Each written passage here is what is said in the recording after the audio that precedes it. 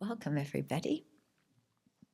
We're spending the Labor Day weekend with the Buddha, which is more of a vacation. It's interesting they call it Labor Day because you would think that you should be laboring, but we're on vacation with the Buddha this weekend.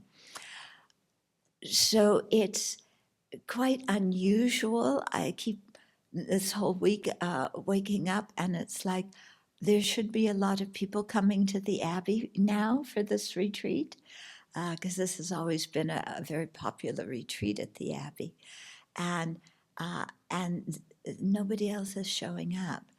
So it's an interesting thing to be able to do this over live stream. I'm very glad we have the computer system and all so that we can do this, but it's going to be different for you doing it at home than doing it here.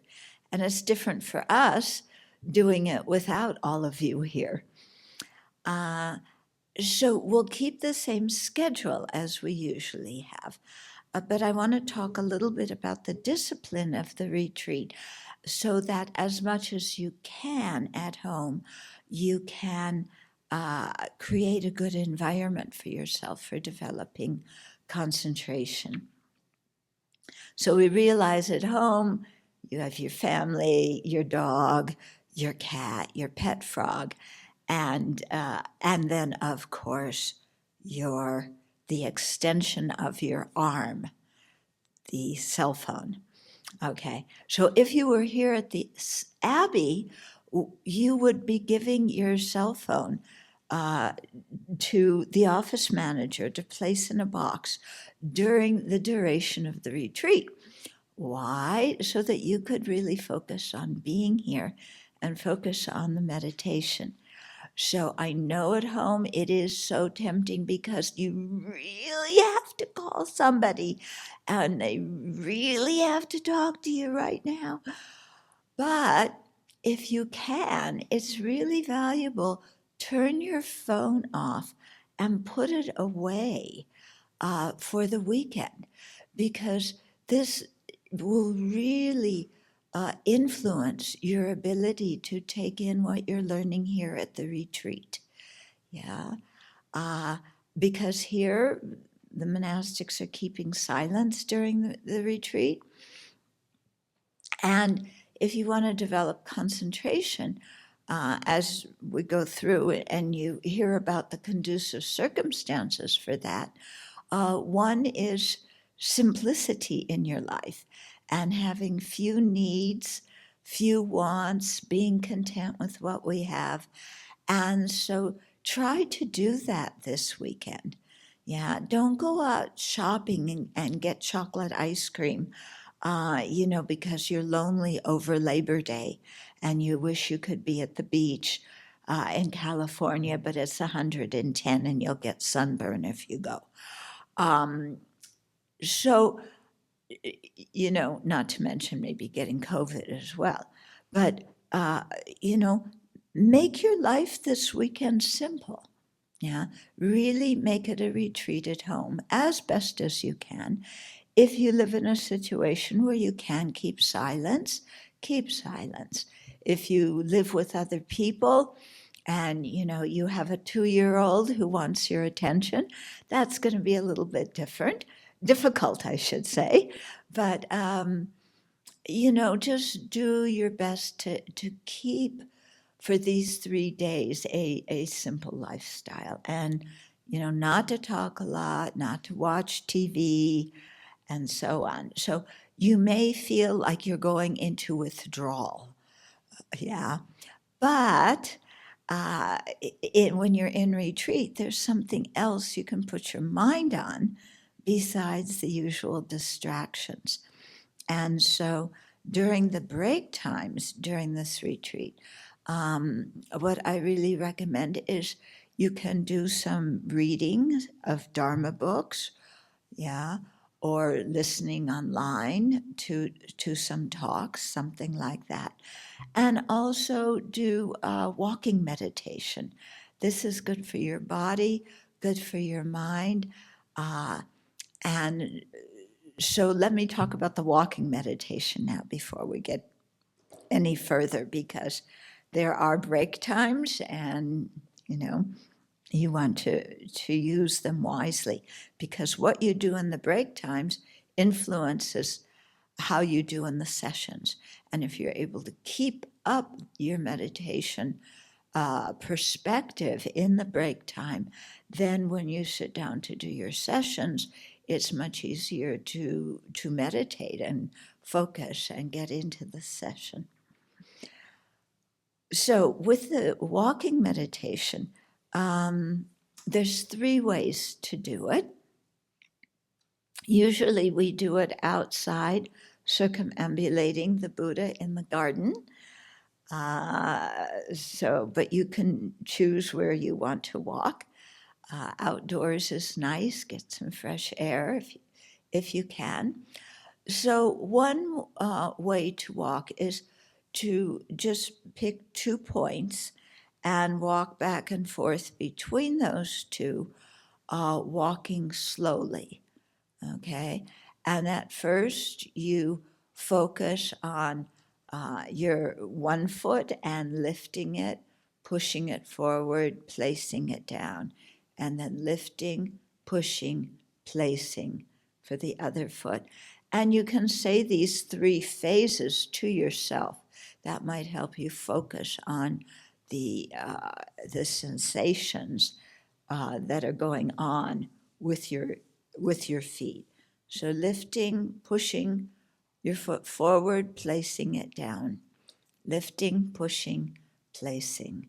Okay? Before you do that, if you want to do just right, left, that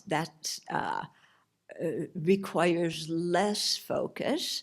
So you can start your walking session like right and left, and then after that go into lifting, pushing, placing. And then after that phase of lifting, pushing, placing, then walk really slow and feel the different sensations as you're lifting your foot, as you're placing, pushing it forward, as you're placing it down. Okay? There's also some very interesting things to think about while you're doing that. You want to really focus on your feet and on the sensation, because it helps you ground your attention in the present. But it's also interesting to be mindful of how your 2 feet relate to each other, and how when your right foot goes up, the left foot has to modify itself to support the body when your right foot's not there. And when you place your right foot and lift your left foot up, then the right foot has to rebalance to sustain the body while you push your left foot. So it's very interesting. Be aware of the interdependence of the right and left foot, and how the 2 have to support each other, and how walking would be impossible if the 2 feet did not cooperate. Yeah? If the right foot said, left foot, yeah, I know you're walking, but I want to walk at the same time too. So, just forget it. You have to stay on the ground again. Then, you're not going to be able to move. Okay? So, watching this and watching the interdependence can make you think also about how we sentient beings in society and sharing this planet, how we depend on each other, and how we cannot do anything without the support of other living beings. Yeah. And how other living beings can't do things without our support. So it's a good way to really lead your mind into, focusing on the give and take that we exchange as sentient beings on the planet, and how we need each other. We not only need others, but they need our support and our help. Yeah. And so to really go with that analogy, then it's like I cannot be selfish. I can't be a right foot that says left foot, I don't like what you're doing. So, I'm not going to rebalance when you lift to go forward. And then then the whole body falls down. Okay. So, we can see that in society, in the world, if we don't have kindness towards each other, if we don't help each other, then the whole thing's going to fall down. It's not going to work. So this is a meditation where you start out with your body, but you can really extrapolate from there with the analogy of interdependence. Okay, so that's one way to do the walking meditation. Yeah. The second way is to walk at a normal speed and just, be aware of your feet, but also you can imagine the Buddha either on top of your head or in your heart. And as you walk, think that the Buddha is radiating light to all the sentient beings and around you and to the environment around you. Okay, so instead of walking and like, okay, who's around me and, how can I avoid that person and how can I go here and there, and just thinking about how you're going to walk, be there with your heart open and the Buddha at your heart or on your head. Yeah, because you don't want to place a lot of focus on your heart. That's not too good, but you can just imagine it generally, or the Buddha on your head, radiating light going out to all the sentient beings around you. So if you're taking a walk in the park, yeah, you are in relationship to all those beings around you, and you are sending light out to them.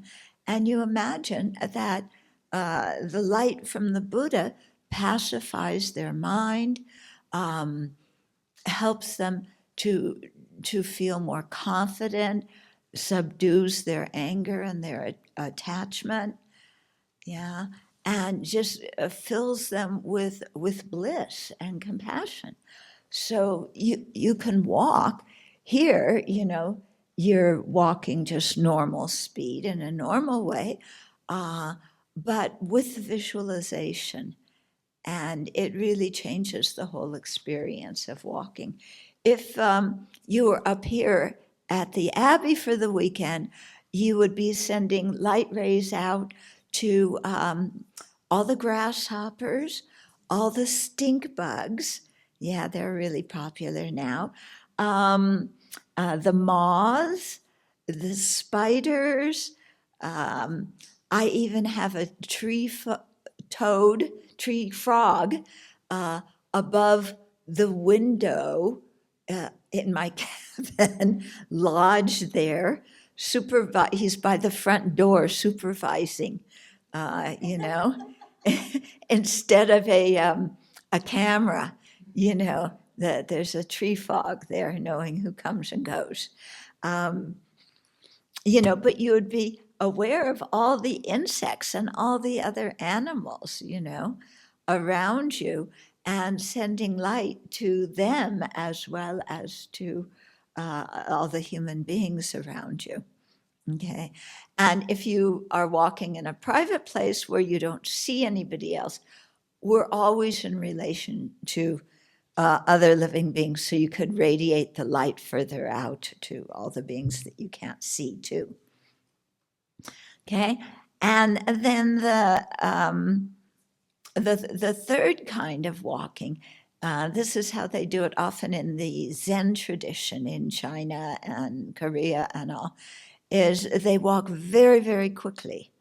And usually there's circumambulating an image of a Buddha walking very, very quickly and really moving the body to get the energy in the body going. So you can also do that. Okay. Yeah, so that's your break time.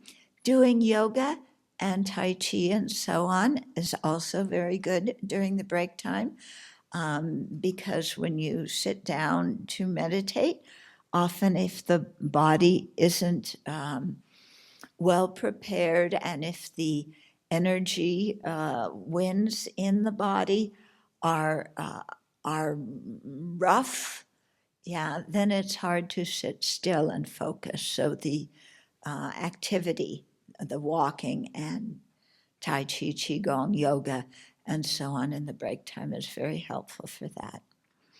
Okay. So it's kind of going to be up to you to really make this weekend a retreat for yourself. If you were here at the Abbey, the whole environment would make it a retreat for you. But now you have the opportunity to really develop some self-discipline and make the retreat environment for yourself. Okay. So we'll have teachings every morning and every afternoon. There will be the morning meditation and then a meditation before lunch. And then after lunch, we usually have at the Abbey a period of walking and sitting. And this is something you can also do at home. Walk for 15 minutes, then sit down wherever you are and meditate for 15 minutes. Then stand up and walk for another 15 minutes, then sit down and meditate for 15 minutes. So that's a nice thing to do. And after the session right after lunch, we usually do that because after you eat is not the optimum time for meditating. Okay, but it's a good time for taking a walk, and you can sit down for a little while in there too. But here, what we're doing, is that session at 2:00, right? So that session will be a discussion here, and although it will involve talking, it will be a Dharma discussion, and what you will be talking about is the different hindrances. Okay, there are different. There's a set of 5 hindrances, a set of 5 faults. We'll be working primarily with the 5 hindrances, and so sensual desire, malice, doubt, drowsy sleepiness, and sleepiness and lethargy, and then regret and restlessness. Okay, and so you'll be doing some discussion groups on those because those are the hindrances to developing concentration, and we have to get a handle on them and know the other Dharma meditation methods to apply when these hindrances arise in our mind. Okay.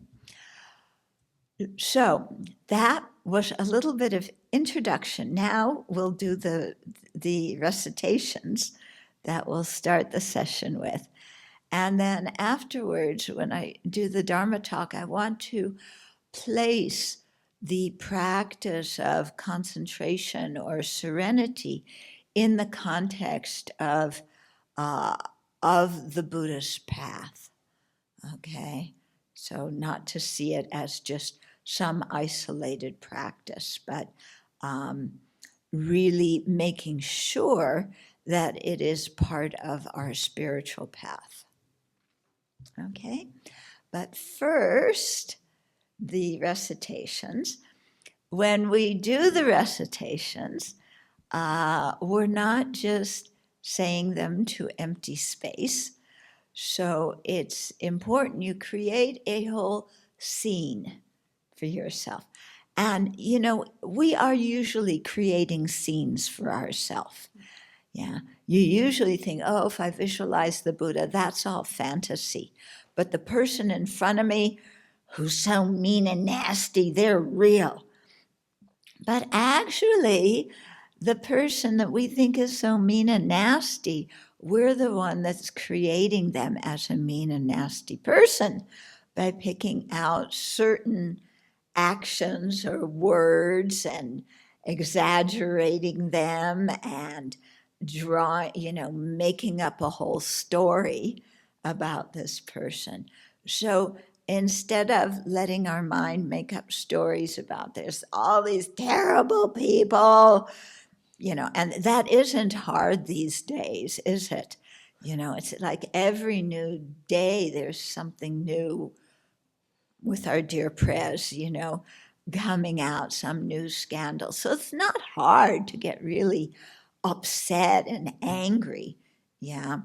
But so we know how to create that vision for ourselves of, this awful world and these corrupt people and climate degeneration and nobody listens and nobody cares about each other and Okay, so we know how to do that.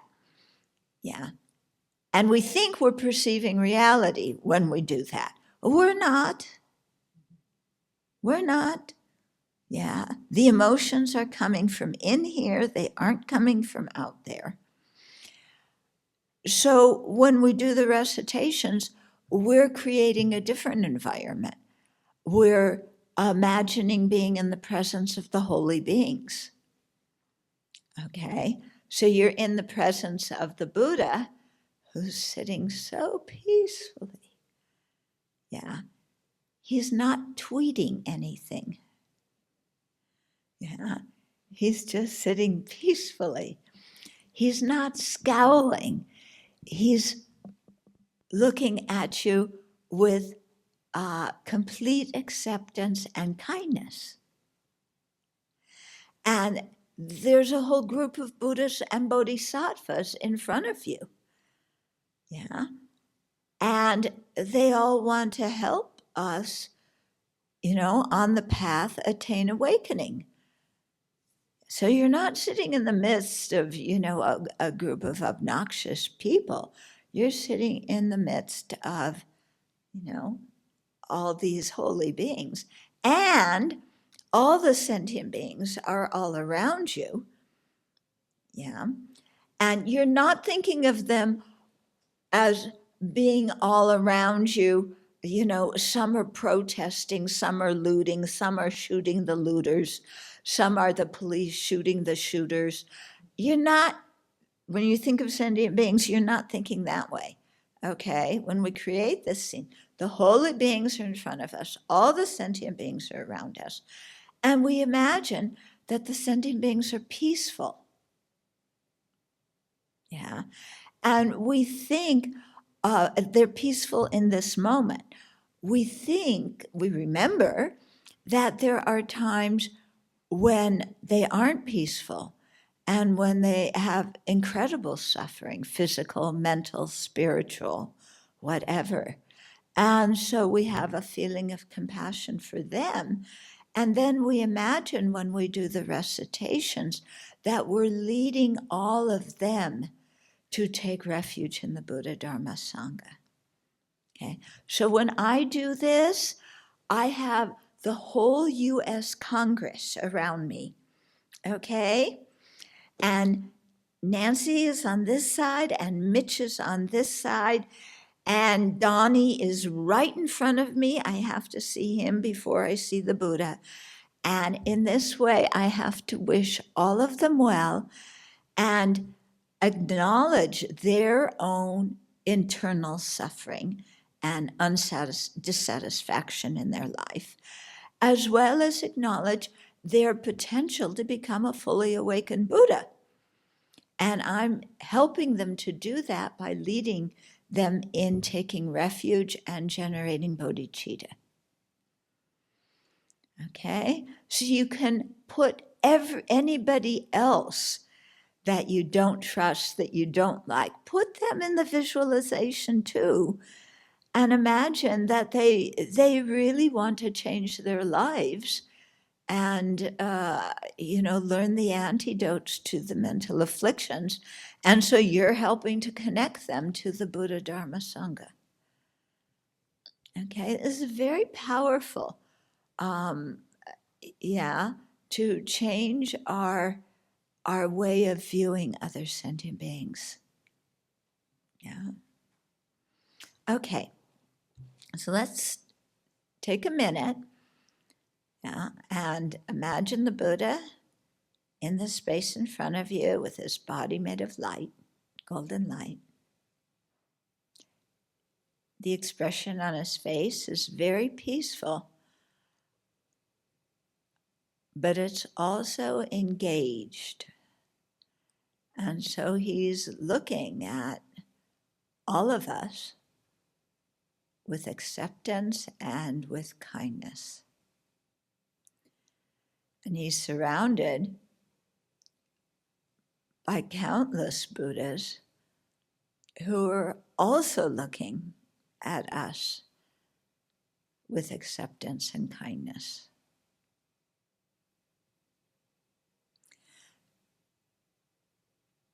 And then around us are all the sentient beings, each one of whom has their own particular suffering or unsatisfactory circumstance in their lives. And it doesn't matter whether they're rich or powerful or indigent. Their situation in samsara, in terms of being under the control of afflictions and karma, is the same. And so think of all the sentient beings around you really wanting to change their own minds and free themselves from ignorance, anger, and clinging attachment. And that as you lead them in doing the recitations, you're helping to connect them to the three jewels.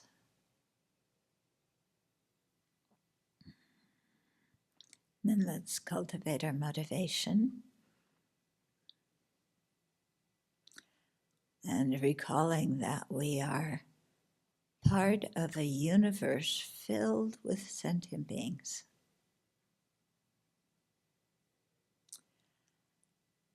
So we are not alone.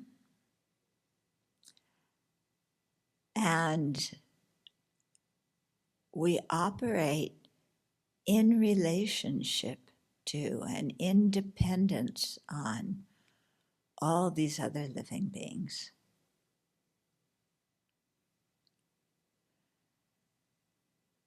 Through whatever work they do in society, they create circumstances that can benefit us. Through whatever we do, we can create circumstances that benefit them.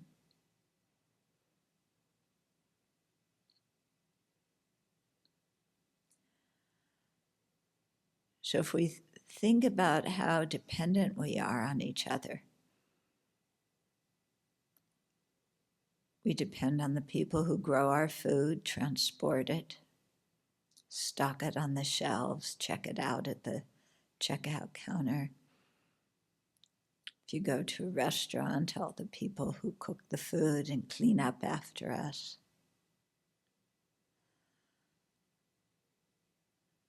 So if we really think about how much we influence each other and how much we depend on each other and receive benefit from each other,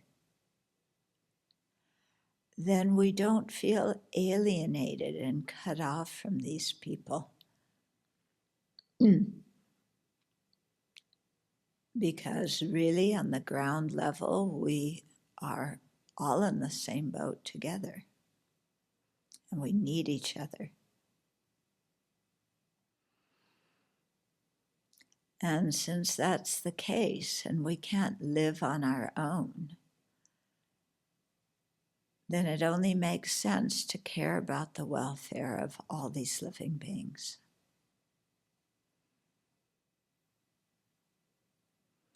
And the best way to care about their welfare is to be able to lead them on the path so that they can learn how to free themselves from samsara.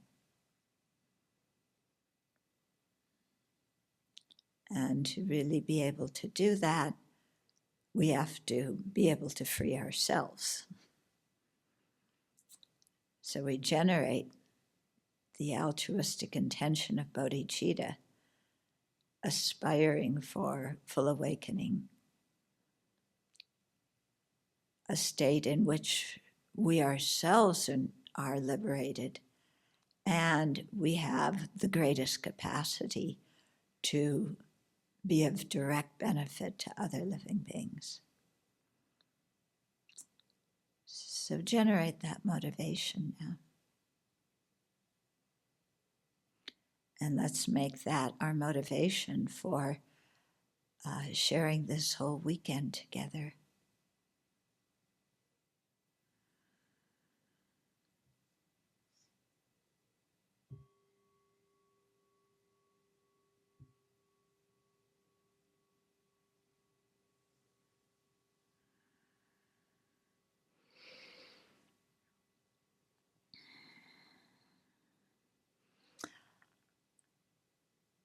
So the practice of concentration, or shamatha, serenity,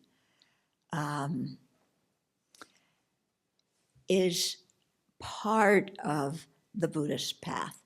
It is also a non-Buddhist practice, and many non-Buddhists practice it and attain these deep states of samadhi. But we're doing it in the context of a Buddhist practice. And I could start out just talking about the object of concentration and how to focus on it. But I feel it's very important to see the practice as part of the entire path to awakening, okay? So that we make sure it's a Buddhist practice. And that we also deal with other aspects of our mind that are important, not only for developing concentration, but also for practicing the path. And since these are times when people, the country is very fractured, and so it is more difficult than usual to cultivate love, compassion, joy, and equanimity towards other living beings. I think it's important that we spend some time today working with those four immeasurable thoughts, not only because they can be an object upon which we develop serenity, but also because if we are well practiced in those four emotions, then it is easier to meditate in general. Because when we haven't practiced love, compassion, joy, and equanimity, then, as soon as our mind, an image in our mind pops up of somebody we don't like, the mind becomes agitated and our object of meditation has completely disappeared into nothingness. And we can stay ruminating on that object that, of repulsion and generate a lot of fear or disgust or hatred, and we can spend a whole meditation session ruminating and developing our hatred and disgust. And then at the very end, you hear,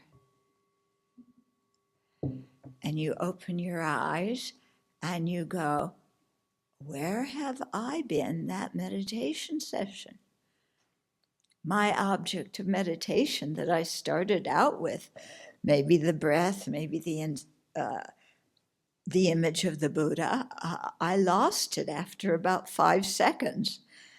And I've been on, whoever it is, a personal person that you don't like, or a group of people that you don't like, or whatever it is. I've been ruminating about those people or that person the whole time. Yeah, it's happened, hasn't it? And so especially now, when civil discourse is so uncivil, it's very easy to give ourselves permission to think badly and speak badly, either verbally or in our mind, about other living beings. And the more we do that, the more difficult it's going to be to focus the mind single-pointedly on any object. Okay? Unless you want your object of meditation to be okay. I'm trying not to be political. But I'm not being political because I think this relates to human kindness, and I don't think human kindness is political. Okay. So I think, this, when we sit down to meditate, to really create this scene of being in the presence of the Buddhas and Bodhisattvas, surrounded by the sentient beings who are encouraging us. When you're focusing on developing concentration, whatever your specific object of focus is, you just have the feeling of being surrounded by goodness and by support. Okay? And that changes how we feel when we sit down to meditate. And if thoughts or feelings come up of anger, disgust, fear, threat, grief, disappointment, these kind of feelings that are so prevalent today, instead of getting involved with them, to bring ourselves back to having a mind that wishes others well. Okay, no matter who they are, no matter how they've treated us, no matter what despicable things they've said or done. To realize that all these beings are trapped by ignorance, which is the chief bully, and its two cohorts, clinging attachment and anger. And that all these living beings are afflicted by these mental afflictions. In engaging in the Bodhisattva's deeds, at one point, Shantideva, the author, is talking about how when, if somebody hits us with a stick, we don't get mad at the stick, we get mad at what was controlling the stick. So a human being, or if there's some mechanical thing controlling the stick. And so likewise, he says, when sentient beings do things that are harmful, rather than get mad at the sentient beings who are like the stick, we should develop antipathy towards what is controlling the sentient beings, which is their own ignorance, anger, and clinging attachment. So rather than focus on another living being with hatred and a mind that despises them or feels alienated from them or whatever, to look beyond that person and what is their mental ambience? What are they drowning in? They are drowning in ignorance. They're drowning in wrong views and attachment and hatred and, resentment and all these kinds of things. And so think that those mental afflictions, which are harming the sentient beings and making them say and do things that are unethical or unkind, that those mental afflictions are the real enemy, not the sentient beings. Okay? And in that way, develop compassion for the sentient beings who are being controlled by these mental afflictions. And they are so controlled by those mental afflictions that they don't even know they're controlled by them. And even if for a split second they do, they think those mental afflictions are good. They think, oh, greed, attachment, craving, that's good. It gives me pleasure. It moves me to get the things I want. Resentment, anger, frustration, hatred, those are good because it gives me the energy to get rid of anybody who blocks the path to my happiness. Okay?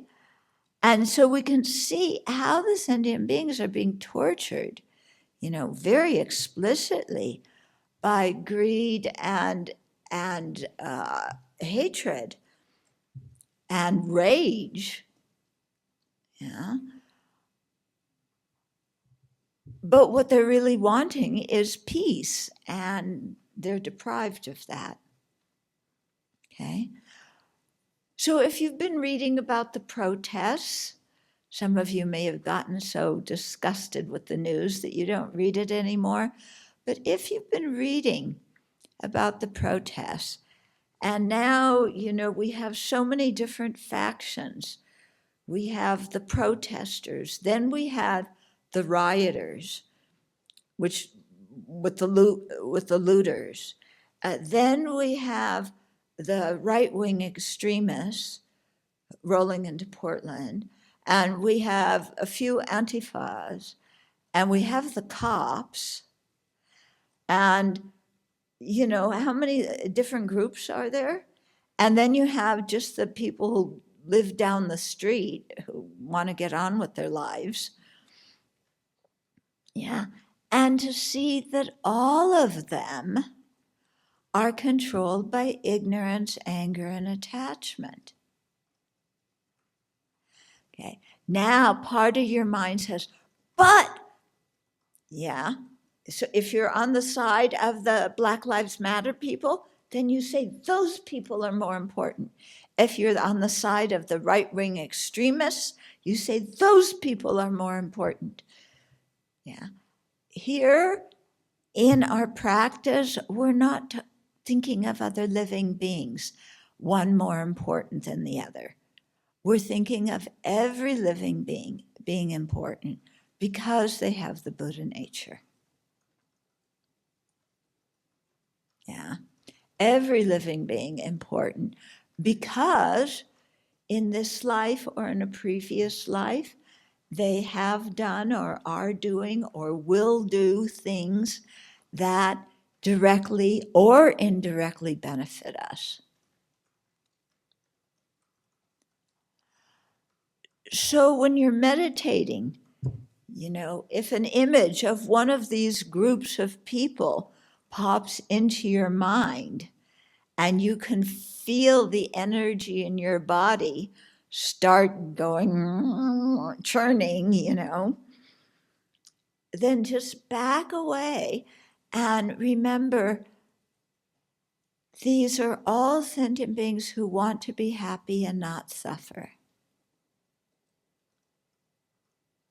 And that's the bottom line with all of them.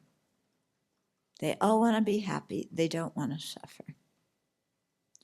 And being controlled by their own afflictions and karma.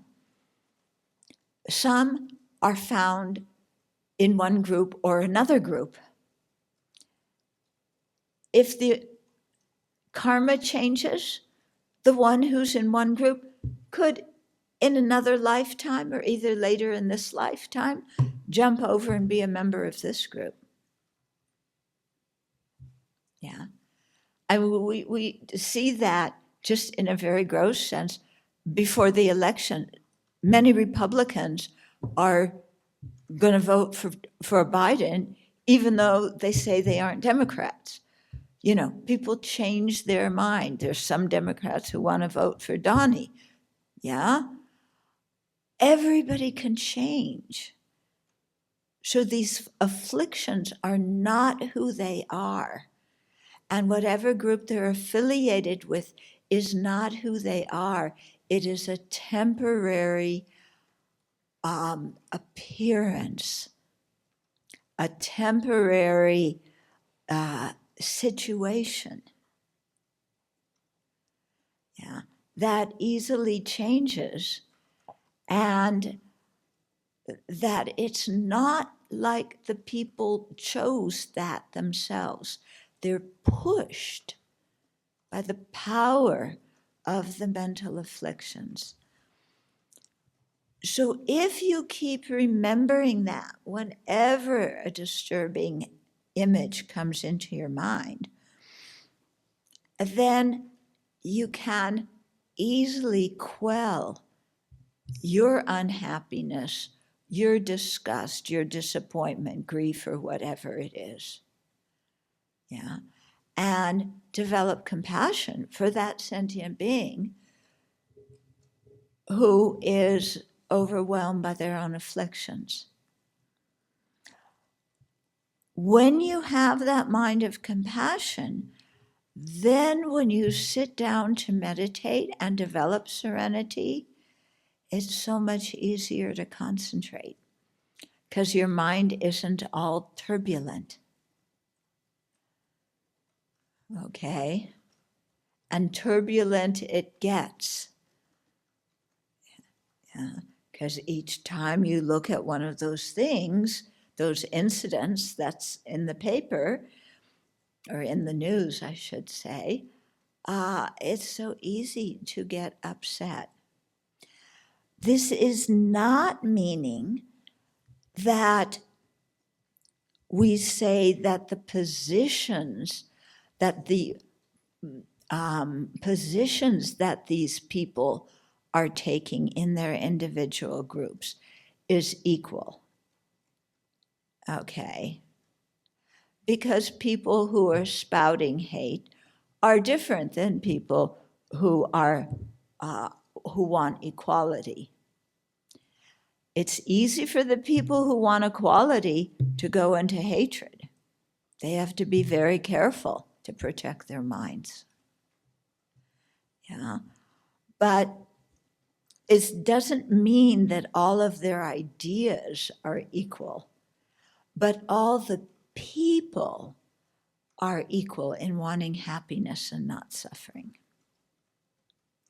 So we can have some empathy with all of them and wish all of them well.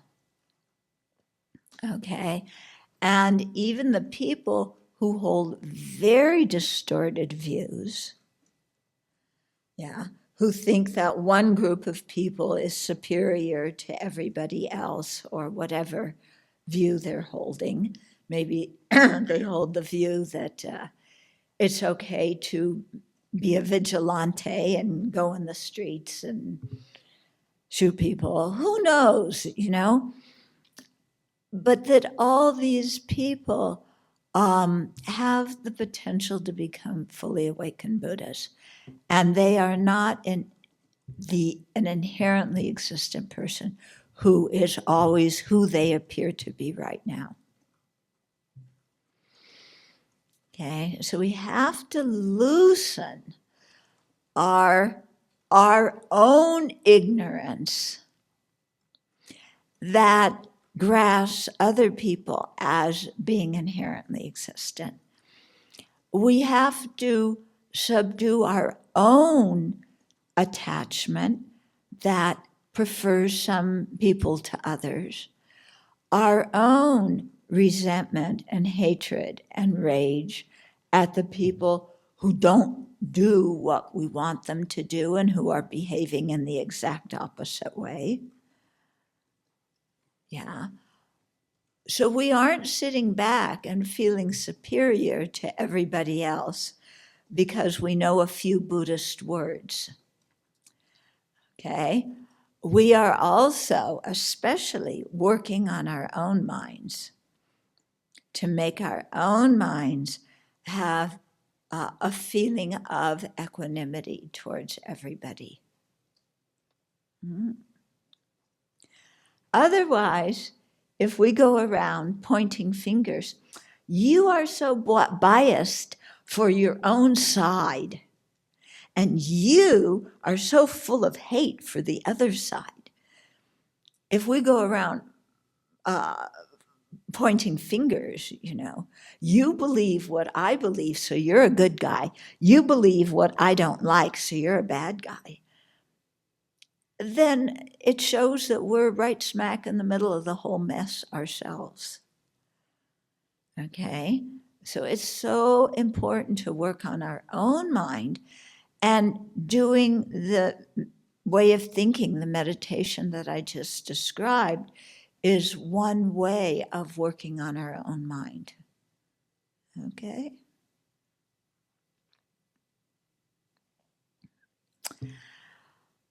So, since you'll be doing a meditation session after this, I better talk a little bit about developing serenity. Otherwise, you will complain and say, but I signed up for a retreat about serenity, and you're talking about love and compassion and kindness instead.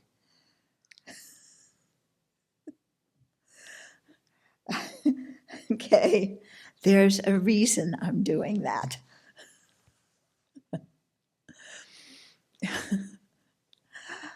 Okay. When we are developing serenity, there's a whole wide field of possible objects of meditation. What we are trying to do when we develop shamatha or serenity, some people translate it as calm abiding or tranquility. Okay, it's all the same Sanskrit and Pali word. What we're trying to do then is develop a stable mind that can stay on one object of meditation without jumping around to other objects and without getting dull or falling asleep. Okay? But can stay on its chosen object, because if we can do this, it's very helpful in the rest of our meditation practice and the rest of our Buddhist practice. Because having some ability to concentrate and stay with an object is, helps us really develop the different understandings, the different feelings that we're trying to develop in in our Dharma practice. Okay?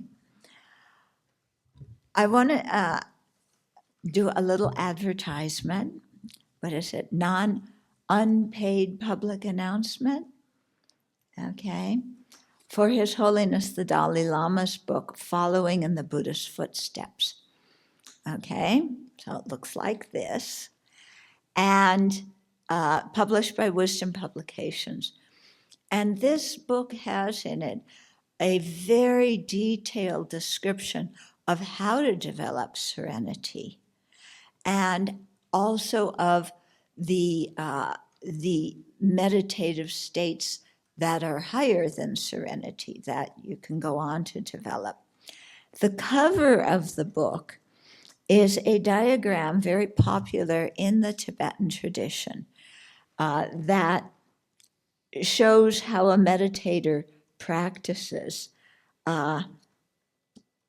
You have a black wild elephant running around here and a crazy monkey running around too, and a monk chasing them. That's how we are at the beginning of the path. Okay? Our mind is like a wild elephant. Yeah? And like a crazy monkey, swinging from one branch to the other, one mood to the other mood, one thought to the other thought. Okay. And slowly, by following the description that the Buddha and the Buddhist sages taught about how to tame the mind, the elephant becomes tame. The monkey actually disappears. And at the end, and the meditator doesn't have to run anymore after the elephant. But at the end, the meditator is actually riding on top of a very peaceful, tranquil elephant. Okay? So it's a very interesting drawing, and there's a step-by-step explanation in the book of the drawing. Okay? So the whole book is not about serenity, but there's a good chunk of the book that is. Okay. So what you can start with, there's two objects of objects of meditation that are often recommended by different Buddhist traditions. And there's many more also that I'm not going to teach on simply because we don't have time. The one object is meditating on the breath. And this is what is often used as your object of meditation in the Pali tradition. Okay. The other object is meditating on a visualized image of the Buddha, which is the one that is recommended in the Tibetan tradition. Okay? So some of the skills you need to develop to develop serenity on whichever object are the same. But the objects also have different effects on our mind because they are different. Yeah? So if we start out with the breath, and you can do this in the next meditation, and then in the next session I'll talk about the visualization of the Buddha. With the meditation on the breath, you breathe normally and naturally without forcing your breath, and they usually recommend to focus on the upper lip and the nostrils, and to be aware of the breath as it passes the upper lip and the nostrils. So to be aware of that very subtle feeling of the breath. Sometimes it really takes a while before you can feel the breath there. because we're so not used to being aware of our breathing. Okay.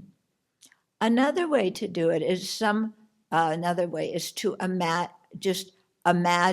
focus on the breath in general, of the breath and entering and the breath leaving and entering and leaving. Okay. So you can do one of those two ways. In the Insight Meditation Society, they usually focus on the belly and the rise and fall of the belly. They combine that with what they call an insight practice. So it's developing a kind of concentration, but it's a slightly different kind of concentration, because when you focus on your belly and the rise and fall of your belly, you're focusing on something that is a gross movement, okay?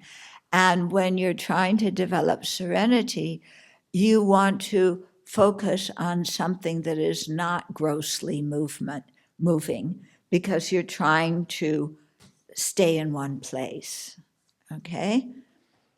So the IMS methods does develop some concentration, but it's a slightly different kind, okay?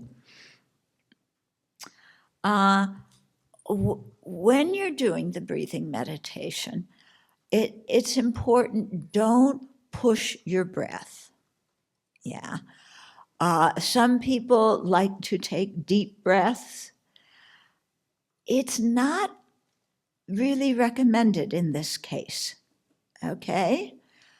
You just want to let your breathing pattern be very natural. And your breathing pattern may be different in different sessions, and it may change within a session. And it's very interesting to observe how your breathing patterns correlate with your moods and the emotions in your mind. Okay? If we're breathing quickly from the top of our chest, there's one kind of thought and feeling in our mind. If we're breathing slower and our diaphragm is moving when we inhale and exhale, yeah, our mental state is different.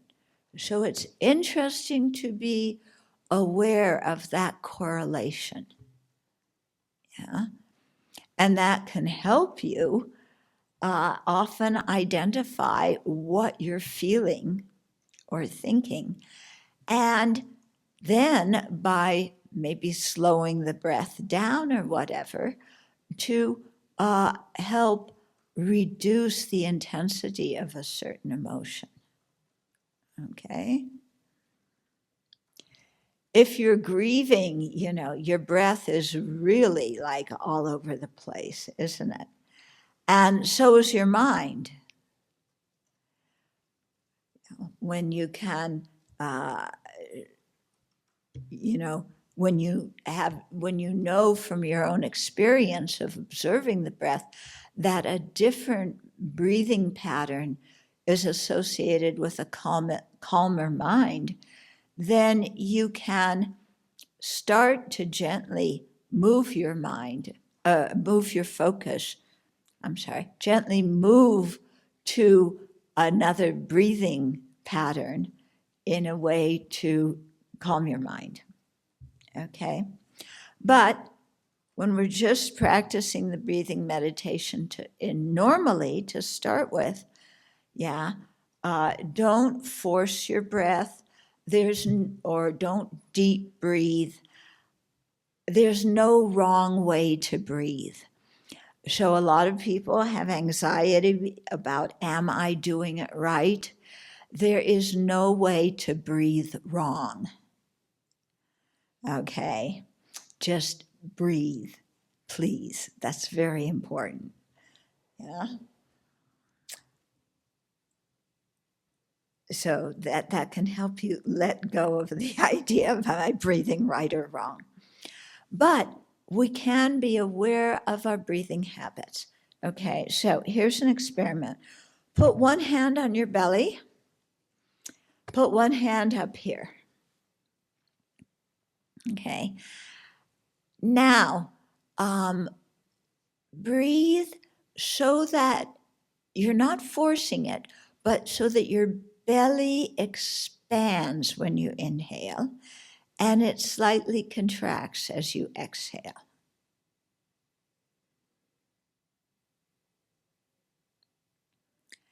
Now breathe so that the air goes in not to your belly, but to the top of your chest, so that the top of your chest moves when you breathe. Okay. Now, what's the difference between those two?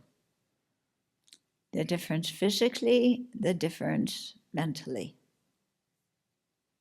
Which way of breathing is more relaxing? The belly, when your diaphragm is moving.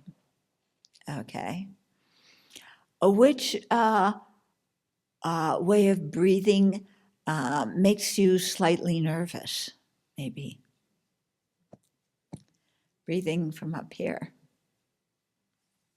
Okay.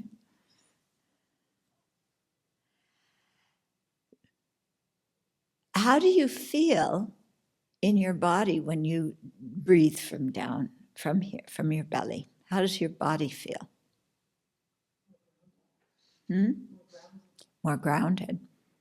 When you breathe from up here, how does your whole body feel? Less connected with all parts of the body. Yeah, like less connected with all parts of your body. The body isn't completely relaxed and functioning as a whole. Okay? So be aware when you're doing the breathing meditation. Yeah, again, you don't want to force your breath, but if your usual breathing pattern is from up here and you notice that your usual breathing pattern is short breaths from up here, then try and bring the breathing down here. Okay, so you're not going to force your breath by doing deep breaths, and if you're sitting in a room with other people, you shouldn't be hearing.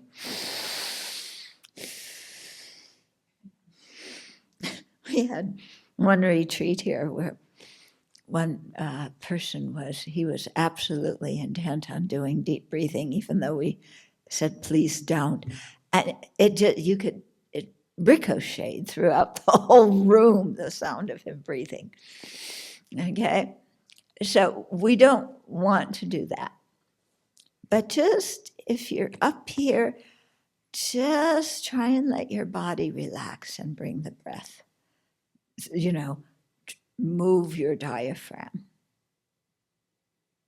Okay?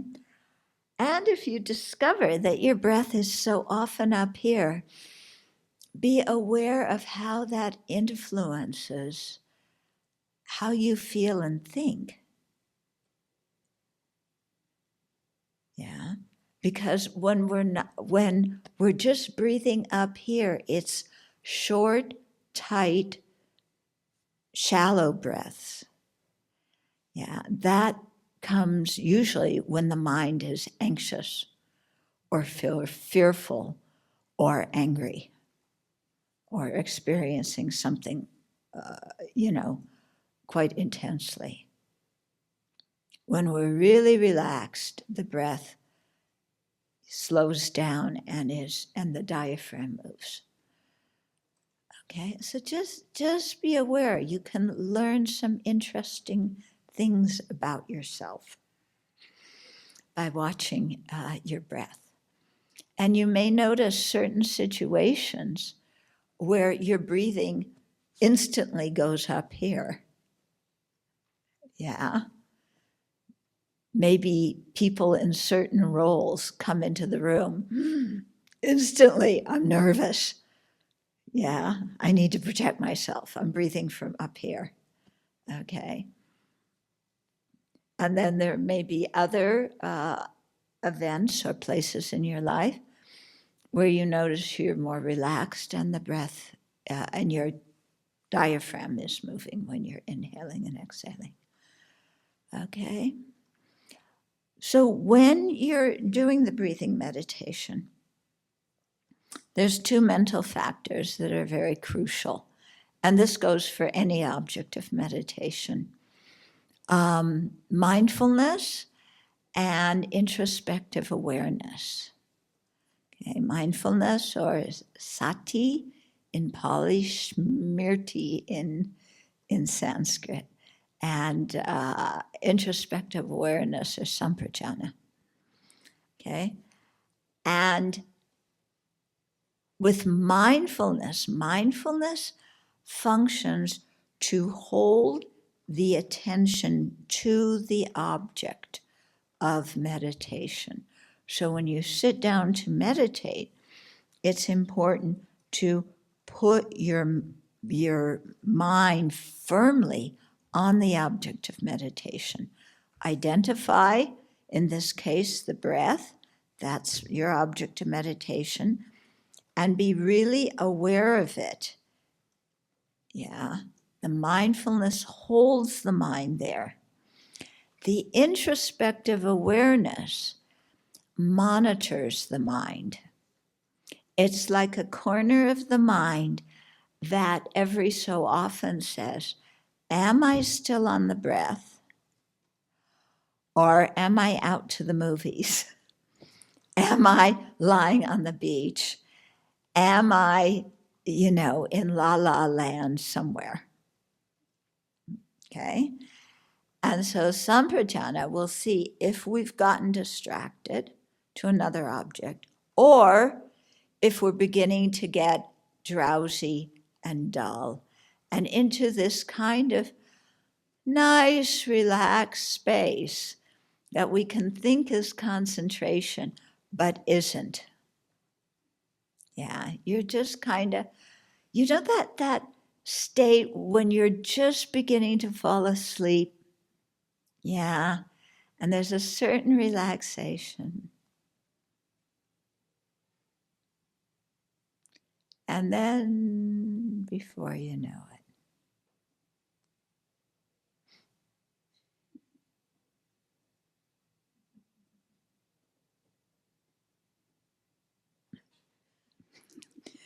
Okay.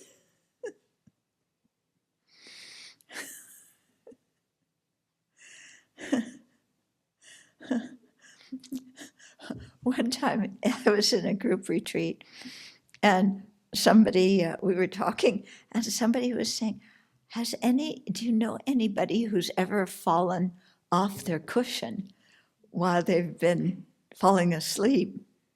And somebody did know someone, yeah, he had been sitting in a chair and got drowsy and fell off. Okay. So the introspective awareness looks and it sees, am I on the object, first of all? And if I am on the object, am I completely on the object, or is part of my mind in this kind of lazy, daisy, state where I'm about lazy, hazy, I should call it, state where I feel very peaceful, but I'm not really totally there. Okay. So if you see that you're off on another object, you need to bring your concentration back. If you see that you're falling asleep, I'll talk more about the antidotes later, but make sure you're sitting up straight, and then imagine inhaling light and exhaling darkness. That can be very helpful. Okay. And we need to talk about the meditation posture, and we're running out of time this session, but that will also influence your ability to concentrate. But I wanted to leave a few minutes in case there's questions or comments.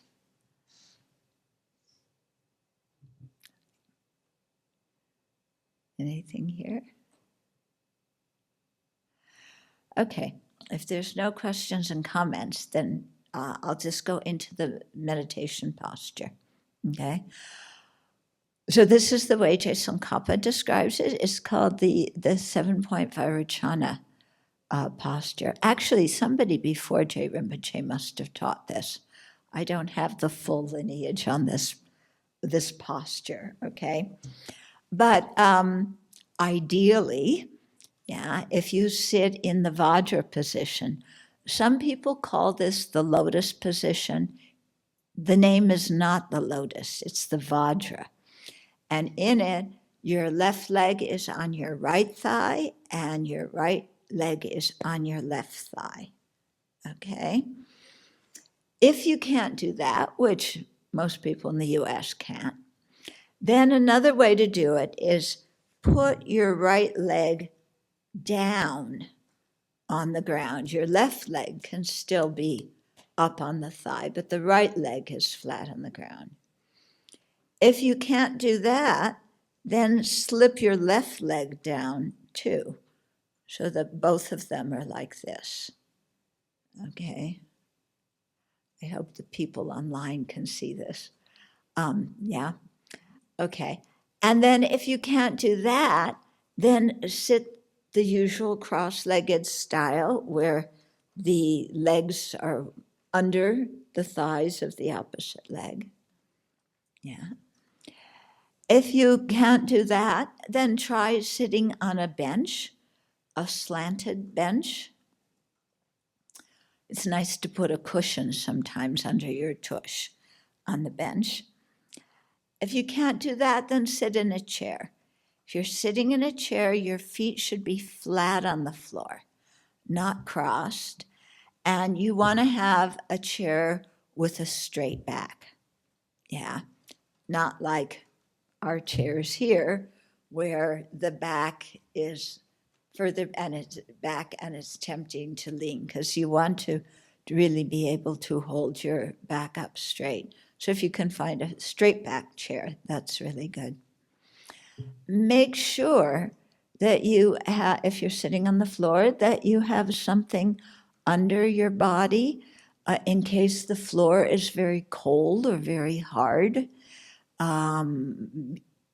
It's not good for your body to sit on a very cold floor, yeah, or something that's very hard.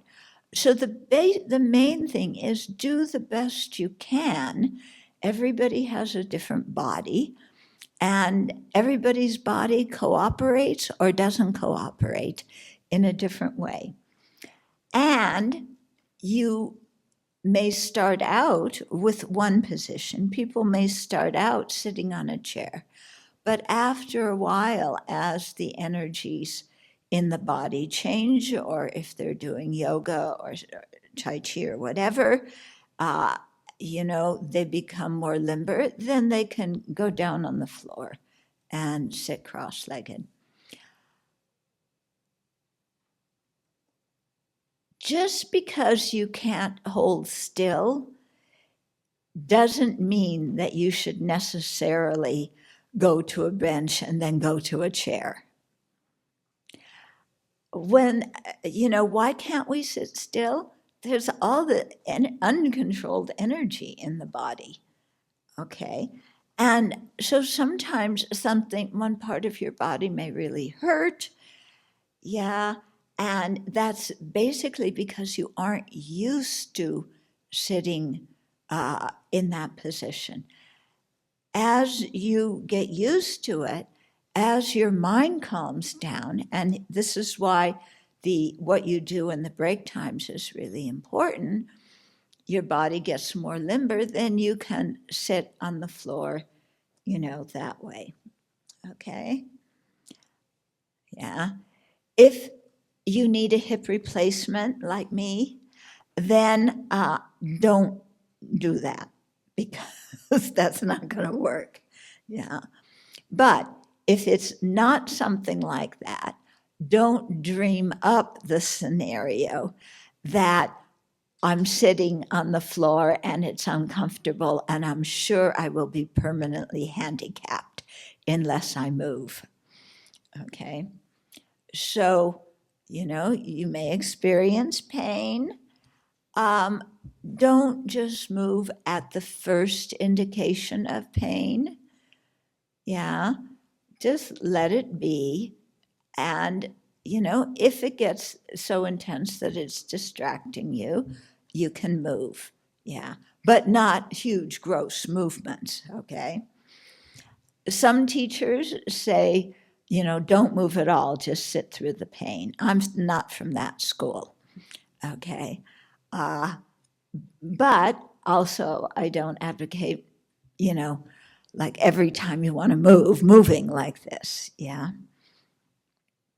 Okay. Unless you have twitching feet, that I also have, and then your feet they twitch. Hopefully that one will go away. It's amazing what aging does to your body.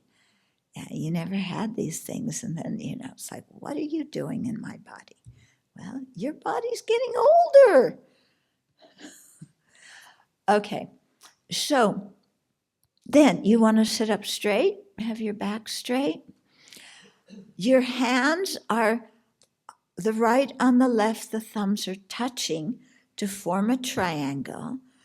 Your thumbs are not flat. Your thumbs are upright. You want to make sure there's a triangle. But you don't want to be so nervous about making it a triangle that your arms are like this. But if you just place your arms in your lap, and the right hand's on top of the left, right on the left, and then it's against your body, then very naturally, your thumbs can be in a triangular shape. And very naturally, there's some space between your body and your arms. Yeah. So don't put your arms right next to your body like this, like you do when you're nervous and uptight or shivering. And don't stick your arms out deliberately like chicken wings either. Okay. Just naturally. Now, some people, like to put their hands palms down on their knees or palms up on their knees.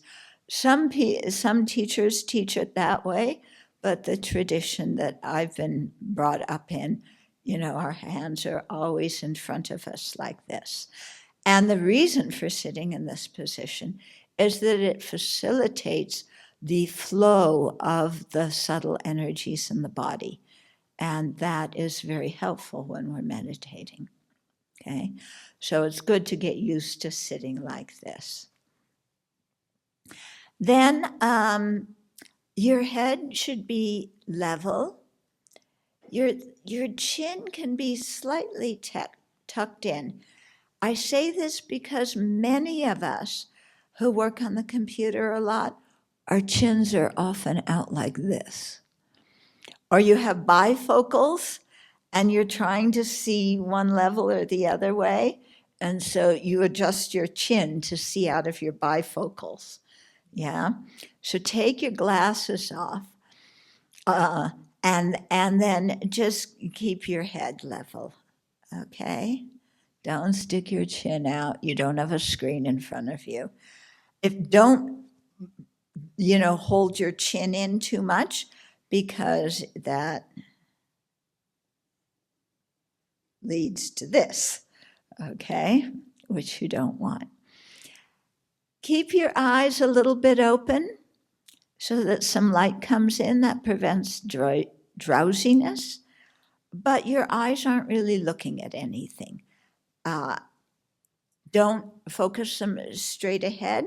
You can look down, put your eyes there. It's a downward gaze. just with your eyelids a little bit open so some light comes in, but you're not looking at anything. Because when you're developing serenity, you're working with the mental consciousness. Okay?